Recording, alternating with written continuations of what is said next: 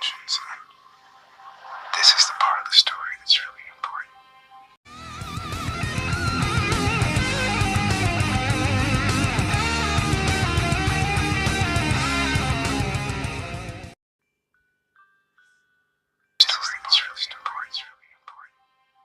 Now, this is the law of the jungle, as old and as true as the sky. The wolf that shall keep it may prosper, but the wolf that shall break it must die. As the creeper that grows the tree trunk, the law runneth forward and back. The strength of the pack is the wolf, and the strength of the wolf is the pack.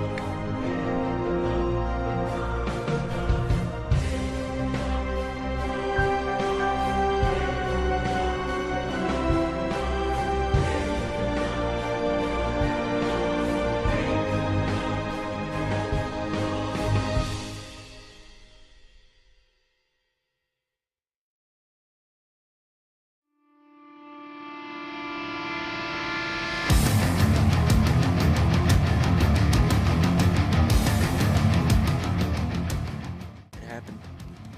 Bungie and Activision have parted ways prior to the end of what was a seismic 10-year publishing deal for Destiny. While Bungie staff allegedly popped champagne and cheered the announcement, and Activision thanked the fans for their participation, what of Destiny itself? In the analogy of a divorce, Destiny remains a child that struggles to fit in, full of untapped potential. With custody being handed solely to Bungie, what does this mean for the future of a title that has captivated so many gamers worldwide? Needless to say, the following is caveated by making it clear that we know little of the tensions or reasons behind the Bungie-Activision split. Aside from perennial industry journalist Jason Schreier's comments on the matter on Twitter, Kotaku, and in his book Blood, Sweat, and Pixels, we don't know a great deal other than that Activision made it clear that Destiny 2's latest expansion, Forsaken, had underperformed commercially. If there's one publisher that knows when to cut loose of something, it's Activision. And maybe it saw something that perhaps the rest of us didn't. Activision has suggested more monetization of Blizzard projects as well. I don't think the removal of the influence will lead to fewer microtransactions.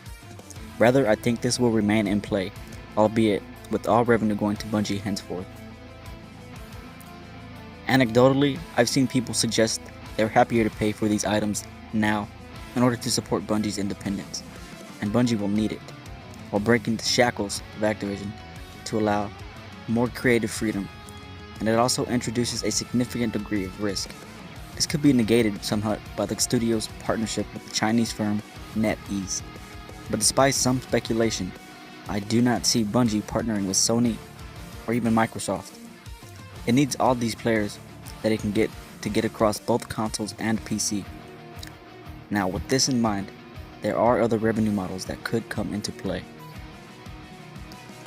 At its core, Destiny 2 is an excellent shooter, gunplay, movement, and weapon, and there's enough diversity all tuned to near perfection, which make it an easy sell, at least mechanically. Its stumbles have often come in terms of content, which is expensive to produce, and this pipeline is unlikely to flow freely without Activision's dollars.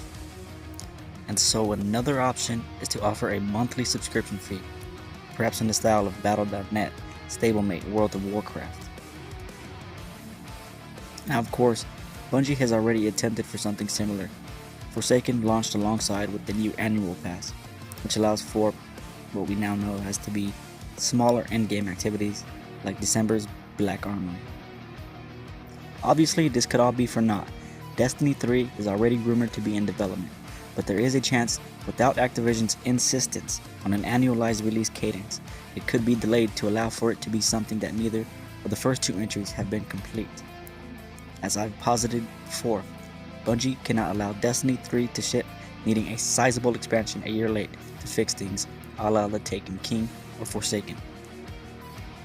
It's fair to say there are many questions surrounding the future of Destiny, and while these questions will need to be answered by the end of the current content plan in autumn of 2019, assurances will need to be made before that.